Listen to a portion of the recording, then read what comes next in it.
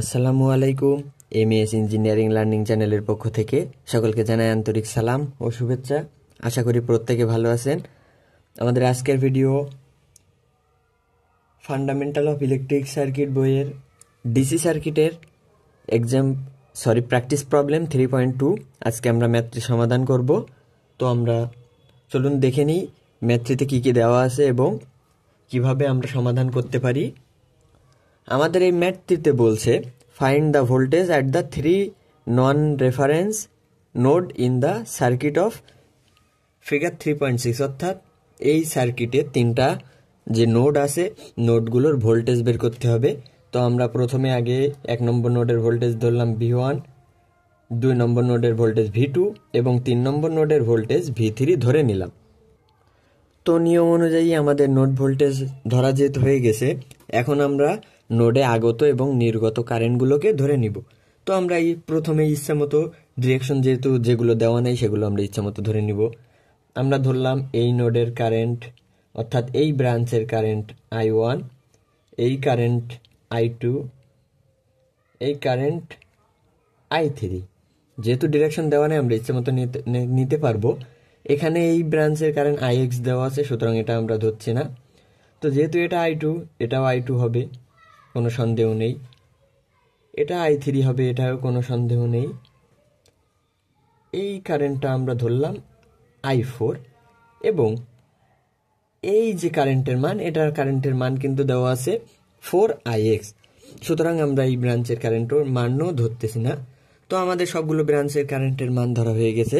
এখন আমরা 1, 2 এবং 3 নম্বর নোড আলাদা আলাদাভাবে KCL অ্যাপ্লাই করব। তো আমরা প্রথমে 1 নম্বর নোডে KCL অ্যাপ্লাই করব। তো এখানে লিখব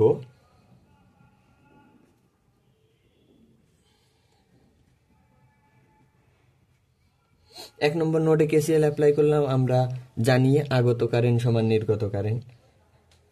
তাহলে সেই হিসেবে আমরা কি লিখতে পারি? I1 কারেন্ট এই নোডে প্রবেশ করছে, সুতরাং I1 এবং I2 এবং I3 কারেন্ট বের হয়ে যাচ্ছে, সুতরাং আমরা এখানে I2 এবং -I3 দিতে পারি ইকুয়ালস টু 0। জাস্ট আমরা কি করলাম, আমাদের ওই যে KCL আগত কারেন্ট সমান নির্গত কারেন্ট, আমরা এই ফর্মুলা, অর্থাৎ আরও ভালোভাবে বলতে গেলে কোনো নোডে আগত এবং নির্গত কারেন্টের বীজগাণিতিক যোগফল 0। তো আমরা সেটাই করলাম। তো আমরা সুবিধার্থে I1 এর মান কত? 4। এটাকে যদি আমরা ডান সাইডে নিয়ে যাই তাহলে কি হচ্ছে? I2 plus I3 equals to 4। তাহলে আমরা I2 সমান কি লিখতে পারি? Starting point minus ending point, অর্থাৎ V1 minus V2 divided by 3 plus I3 সমান কি লিখতে পারি? V1 minus V3 divided by 2 equals to 4। তো আমরা একটু সিম্পলিফিকেশন করি।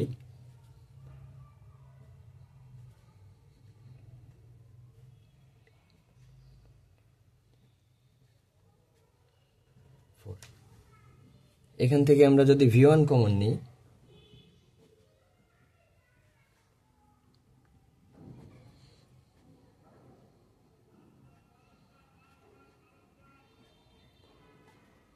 Equals to 4। তো আমরা এটা যদি আরো একটু ভালোভাবে লিখতে চাই, এটা কি আসে দেখি। 1/3 plus 1/2, 5/6 V1 minus 1/3 V2 minus 1/2 V3 equals to 4। এটা আমরা 1 নম্বর ইকুয়েশন দিলাম। একইভাবে আমরা 2 নম্বর নোডে KCL প্রয়োগ করব।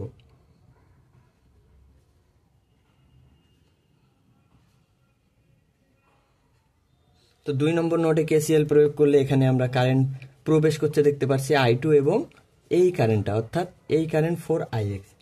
তাহলে আমরা লিখতে পারি I2 প্লাস 4IX মাইনাস বের হয়ে যাচ্ছে IX ইকুয়ালস টু 0। তো আমরা কি করলাম? জাস্ট আগত কারেন্ট সমান নির্গত কারেন্ট ওই ফর্মুলা এখানে ইউজ করলাম। তো আমরা I2 সমান লিখতে পারি V1 minus V2 divided by 3 plus 4। এখন IX হচ্ছে এই ব্রাঞ্চের কারেন্ট।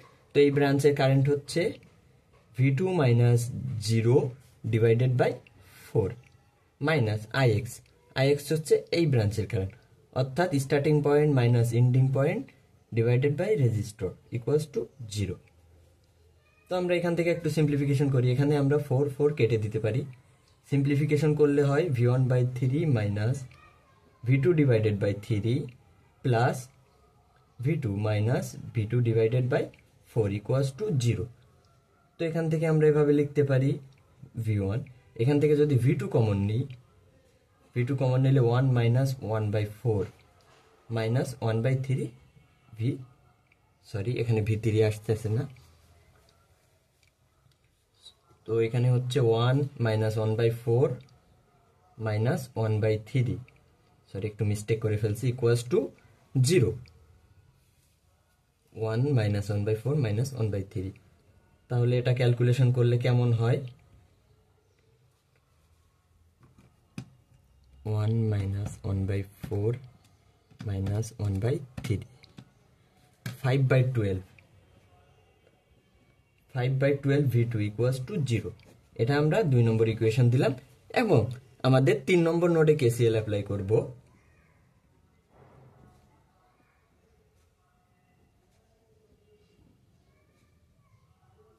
তো 3 নম্বর নোডে আমাদের দেখতে পাচ্ছি কারেন্ট শুধুমাত্র I3 কারেন্টটা ঢুকছে এবং I4 এবং 4ix এটা বের হয়ে যাচ্ছে। তো আমরা লিখতে পারি I3 minus I4 minus 4ix equals to 0, কারণ এগুলো দুইটা বের হয়ে যাচ্ছে, এজন্য আমরা মাইনাস দিলাম। তো I3 সমান আমরা লিখতে পারি V1 minus V3 divided by 2 minus I4 সমান আমরা লিখতে পারি V3 minus 0 divided by 6 minus 4ix সমান আবারও দেখতেছি V2 minus 0 divided by 4 equals to 0। তো 4 কেটে দিলাম।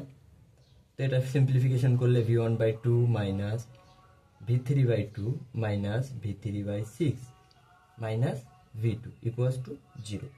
তো এখান থেকে আমরা V1 মাইনাস V2, যদি আমরা মাইনাস V3 কমন নিই তাহলে লিখতে পারি 1/2 প্লাস 1/6 ইকুয়ালস টু 0। এটাকে আবার সিম্পলিফিকেশন যদি করি, half V1 minus V2 minus V3 কি হচ্ছে 1/2 প্লাস 1/6, এটা হচ্ছে 2/3 ইকুয়ালস টু 0। এটা আমাদের 3 নম্বর ইকুয়েশন। তাহলে আমরা এখন কি করব?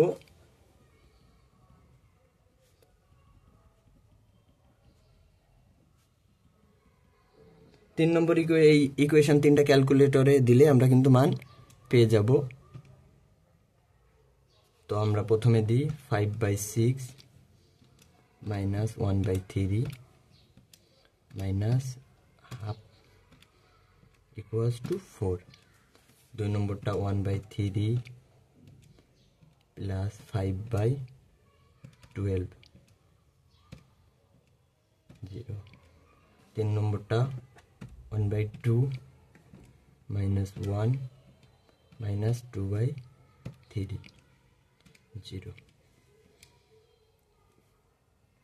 আমরা x অর্থাৎ আমরা V1 এর মান পেলাম 32 ভোল্ট, V2 এর মান পেলাম, এখানে V2 এর মান পেলাম মাইনাস 25.6 এবং V3 এর মান পেলাম 62.4 ভোল্ট। এটা হচ্ছে আমাদের অ্যান্সার।